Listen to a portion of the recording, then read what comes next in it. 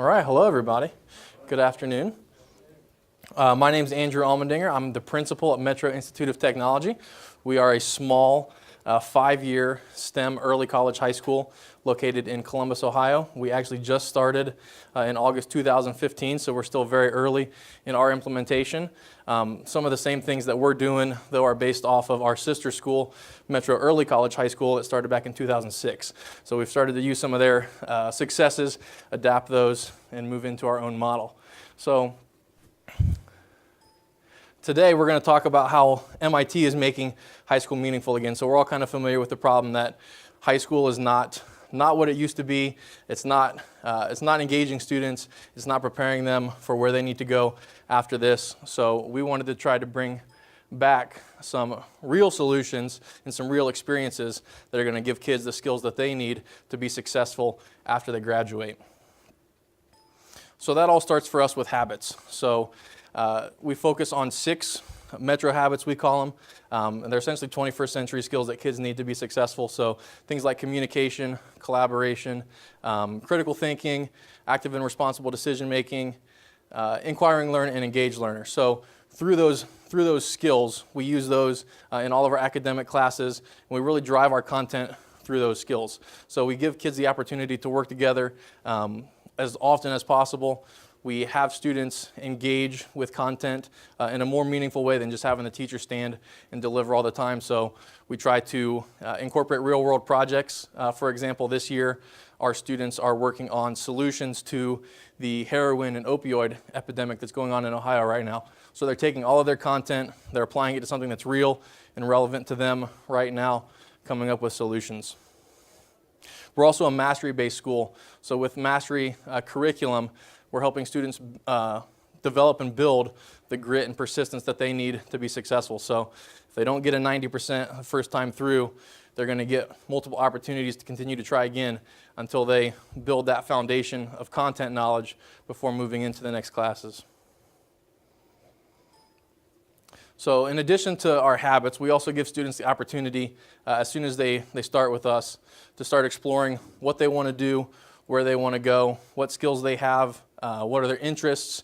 So every student will do a career shadowing experience once a year. They'll go find a professional that's in the field they're interested in. They'll spend the day with that person, find out what a day in the life might be like, start to figure out what credentials they might need to earn to get to that point. They'll also do the same thing with colleges, so get to explore where they want to go after high school. A lot of our kids will be first-time college goers, so they have never seen a college campus other than what they've seen on TV, so it really gives them an opportunity to explore a little bit. It's really a good way to get them out and see where they want to go next. So in addition to that, after they've started their career shadowing experiences, then they'll do extended internships. So these internships could be 12 weeks, 15 weeks, even possibly a year long near the end of their career. So after they've done their career shadowing, we want to give them an opportunity to take a deeper dive into that career and that pathway. So what would it actually be like if I worked on a computer science problem alongside a professional? So they actually get to do that work and see what that would be like. So it's a lot of fun.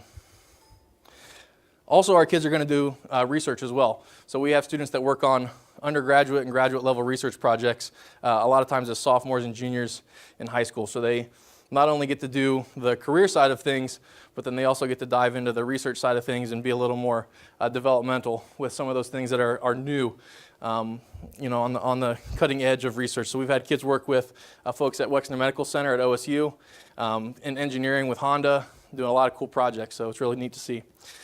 So what's different now for us is that at the end of their time, so students are going to spend 5 years with us, we want to give them credentials that count.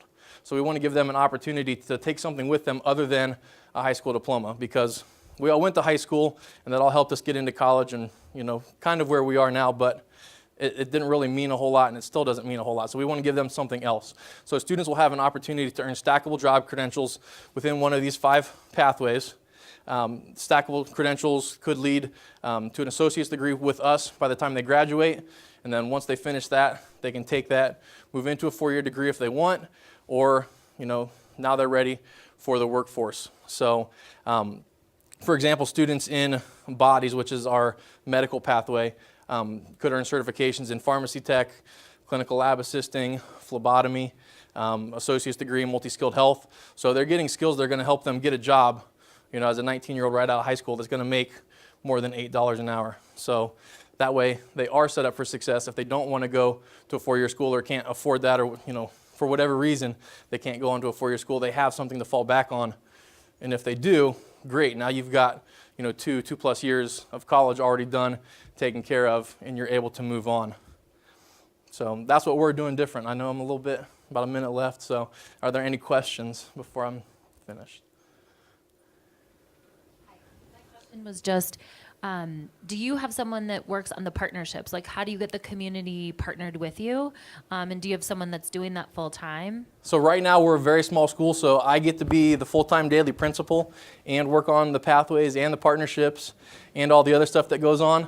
So I get to wear a lot of hats right now. One thing that Metro has been very good at in the past is individualizing instruction and personalizing pathways for kids, but that puts a lot of work on us because we kind of do that full-time in addition to everything else. So it probably needs a full-time person to do, because finding those partnerships and then building those relationships to have companies offer your kids a 15-week internship where you have an employee that's willing to spend time with them each day to do those projects is really important.